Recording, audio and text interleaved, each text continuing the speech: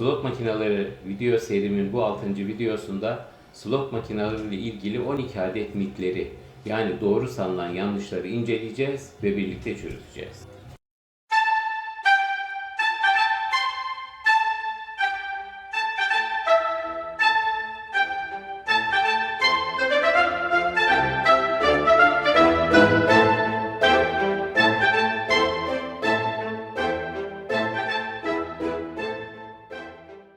Arkadaşlar, Cep Mühendisi YouTube kanalıma tekrar hoş geldiniz. İyi günler diliyorum. Umarım gününüz çok iyi geçiyordur. Başlarken videonun başlangıcındaki kumar fiiliyle ilgili yazılı uyarıyı dikkate almanız ve uymanızı önemli rica ederim. Öncelikle sizden iki ricam olacak. Eğer bu tür videoları yapmaya devam etmemi istiyorsanız, devamlarının gelmesi konusunda beni motive etmeyi arzu ediyorsanız ve gelecek bu tür videolarımdan da haberdar olmak istiyorsanız lütfen beğendim butonuna basınız ve kanalıma abone olun. Bildirimleri de tüm olarak işaretleyiniz. Haydi mitleri hep birlikte çürütelim arkadaşlar. 1. Başka birisi benim jackpot'ımı çaldı miti. Bir slot makinesinde oynuyorsunuz ve pek iyi gitmiyor. O makinede oynamaya devam etmeme kararı alıyorsunuz ve o slot makinesinden kalkıyor ve yakındaki başka bir slot makinesinin başına oturuyorsunuz. Ve siz oynamaya başlıyorsunuz ve o anda sizin kalktığınız slot makinesine başka birisi oturuyor ve bir bakıyorsunuz ki sizin yerinizde oturan kişinin ilk basışında ışıklar yanıp sönüyor, ziller, sirenler çalıyor ve o kişi Grand Jackpot'u yakalamış. Siz çıldırıyorsunuz ve adam benim Grand Jackpot'ımı çaldı diyorsunuz. Ben kalkmasaydım Grand Jackpot bana çıkacaktı. Bu asla doğru değildir arkadaşlar. Çünkü o makinedeki rastgele sayı üretici saniyede en az 1000 değişik kombinasyon üretir. Siz kalkmamış olsaydınız ve o yeni oyuncuyla aynı saniyede düğmeye basmış olsaydınız bile o saniyenin içerisinde 1000 değişik sonuç vardı ve o saniyenin o binde birinde sizin de o düğmeye basma şansınız sıfır ihtimal değil ama çok küçük bir ihtimaldi. Adam şanslı olmuş, o kadar, kusura bakmayın. 2. Slot makinesinde oynuyorsunuz ve bir bonus round yakaladınız. Yani makine size sembollerin kapalı olduğu bir ekran sundu ve siz de o ekrandaki kapalı sembollere basarak onları açacaksınız ve ne bileyim işte mini, minör, majör veya grand ikramiye falan kazanacaksınız. Siz bu aşamada kendi seçimlerinizin sonucu değiştireceğini sanarak kapalı sembollere basarak onları açmaya başlarsınız. Ekranda 3 adet aynı sembol çıktığında ise ikramiyeniz o olur. Hep denilir ki tüh, majör veya grand sembollerinden ikişer adını buldum ama üçüncülerini açmayı beceremedim. Sadece mini kazandım. Çok yazık oldu. Aslında çoğu makinede sizin yapabileceğiniz hiçbir şey yoktu sevgili arkadaşlar. Siz hangi sembollere basarsanız basın o ekranda, slot makinesi size gene mini ikramiye verecekti. Yani kazanacağınız ikramiye önceden zaten belirlenmişti. Ha bunun doğru olmadığı, sizin seçimlerinizin sonucu değiştirebileceği makineler var.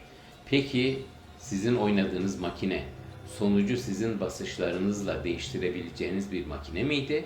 Yoksa değil miydi? Bunu nasıl anlayabilirdiniz? Arkadaşlar bunun cevabı şöyle. Eğer siz sembolleri açıp mini ikramiyeyi kazandığınız zaman slot makinesi geriye kalan açılmamış sembolleri de açıp size gösteriyorsa o zaman gerçekten mini dışında bir ikramiye kazanan sembollere basmak sizin inisiyatifinizdeydi diye düşünebilirsiniz. Diğer seçenekte yani siz sembolleri açıp 3 adet miniyi yakaladığınızda eğer slot makinesi geri kalan kapalı yani sizin seçmediğiniz sembolleri açmayıp kapalı bıraktıysa bu demektir ki sizin yapabileceğiniz hiçbir şey yoktu.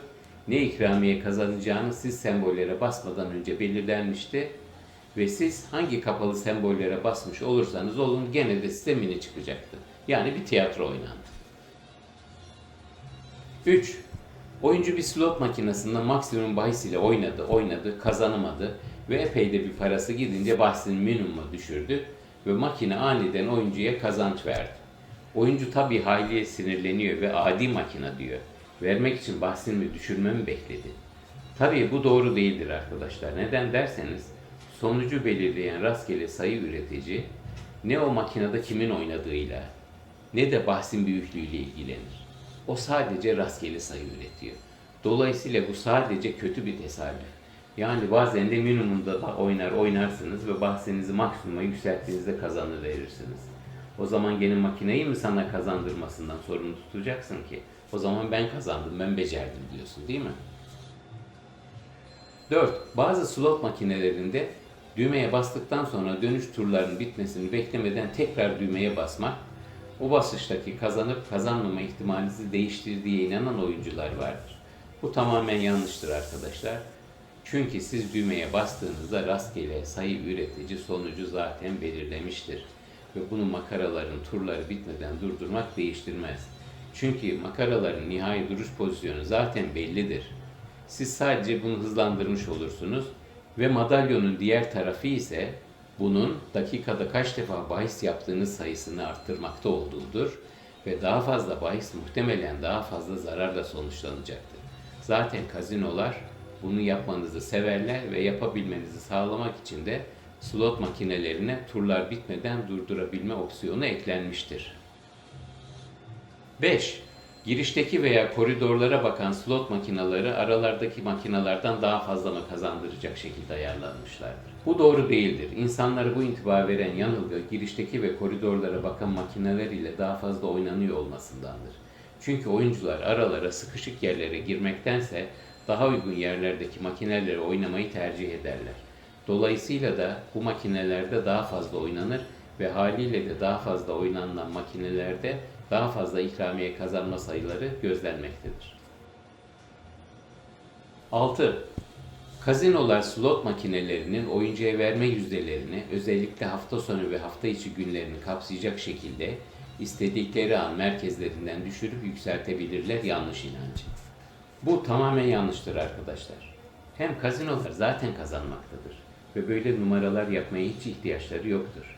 Ayrıca da zaten uzakta bir yerden öyle bir düğmeye basarak makinelerin verme oranlarını arttırmak veya düşürmek sadece server tabanlı slot makinelerinde mümkündür.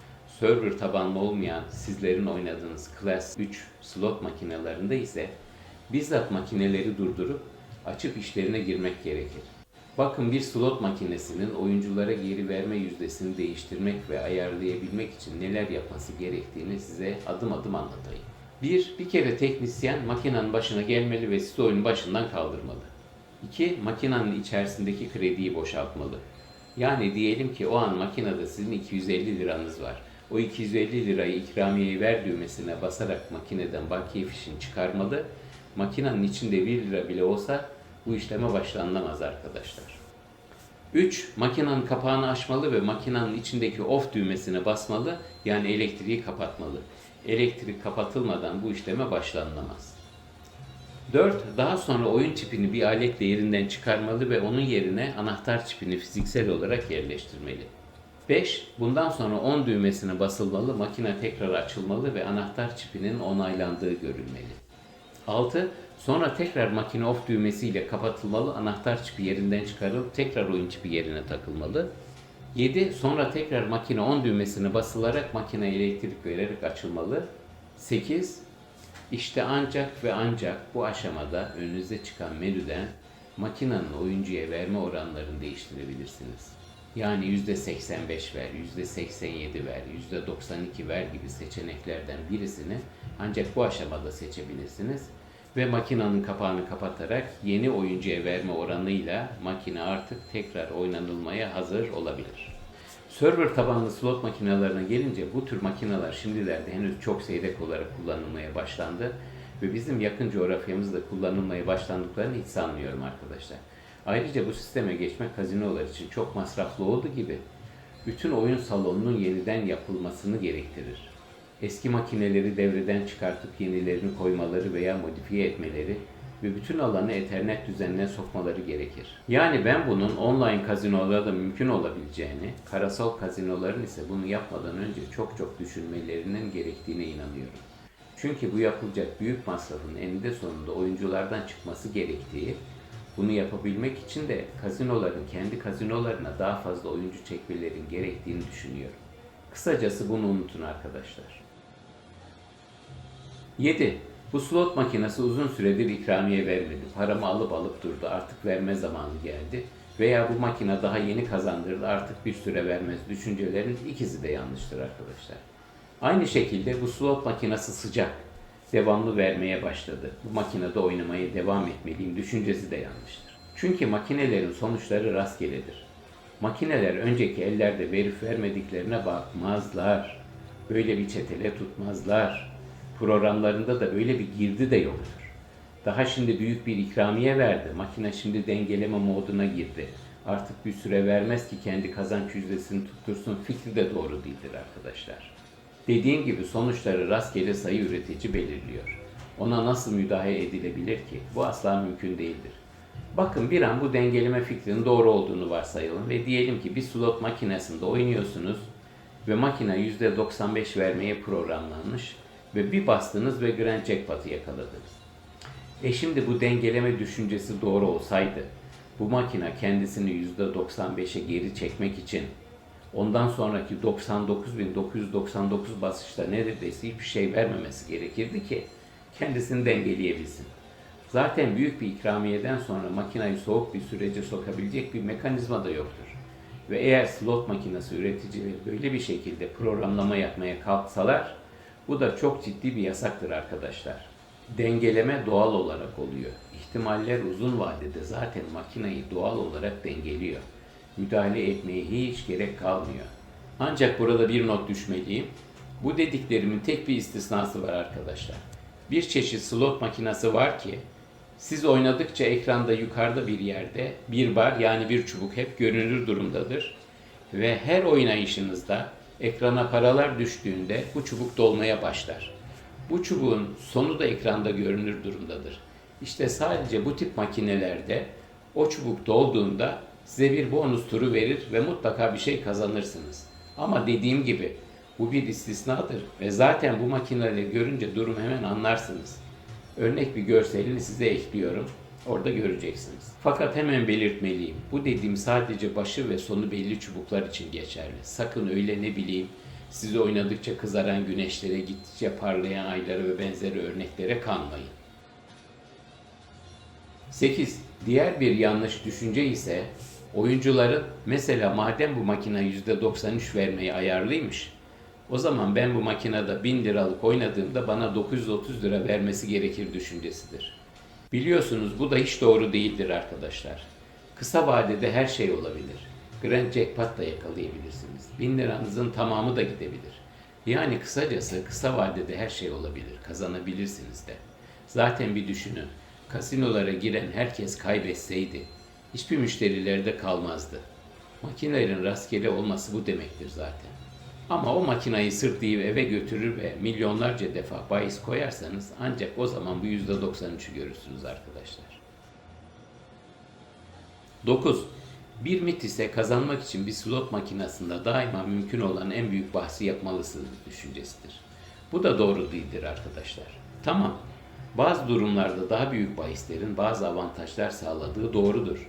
Mesela bazı makineler Grand Jackpot'ı sadece belli büyüklükteki bahisler için geçerli kılarlar. Progresif ikramiyeli slotlarda bahis büyüklüğünüz azaldıkça o büyük ikramiyeyi kazanma şansınız azalır. Ama siz büyük ikramiye peşinde koşmayın. Kendi konfor alanınızın dışına çıkmayın.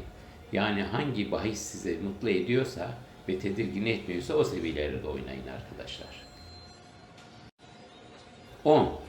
Bir başta yanlış da bir slot makinesini kazinoya yerleştirildiğinde üzerinden bir süre geçip yeteri kadar para kazanmadıkça büyük ikramiye vermeyeceği düşüncesidir arkadaşlar.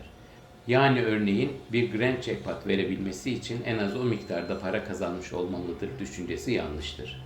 Slot makineleri o şekilde programlanmazlar. Teorik olarak 0-1 slot makinesinin ilk basışında Grand Jackpot vermesiyle 1 milyonuncu basışta Grand Jackpot vermesi arasında bir ihtimal farkı yoktur. 11. Slot makinesinin ses seviyesi o makinenin oyuncuya verme yüzdesini etkilemez. Arkadaşlar bu makinenin programın içerisinde makinenin ses seviyesiyle ilgili bir girdi yok ki ses seviyesi etkilesin. Ama bunu nereden çıkardığınız inanamıyorum. 12. Mıknatıslar ile slot makinelerini etkileyemezsiniz. Dışarıdan gelen her türlü müdahaleye karşı korunaklı olarak imal ve test edilmişlerdir. Bu videoyu burada bitiriyorum arkadaşlar.